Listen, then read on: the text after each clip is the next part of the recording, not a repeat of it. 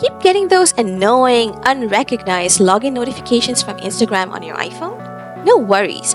In this quick video, I'll show how you can disable it. So, without wasting any time, let's start. First of all, open Instagram on your iPhone. Then, tap on your profile picture from the bottom bar. After that, tap the hamburger icon from the upper right corner of the screen. And then, select Settings and Privacy from here. Now, tap on Account Center. Then, tap on Password and Security. Next, tap on Two-Factor Authentication. Yes, you need to have two-factor authentication turned on to enable this feature.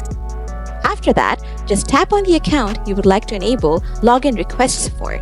Then tap on Additional Methods. Now, toggle off login requests and login requests will be disabled for you. And you won't get any more of these notifications. So, that's how you turn off unrecognized login notifications from Instagram on your iPhone. If the video proved to be useful, smash that like button. Want more Insta-related tips and tricks? Subscribe to this channel cause we have got more of them coming. As always, thanks for watching and I'll see you in the next one.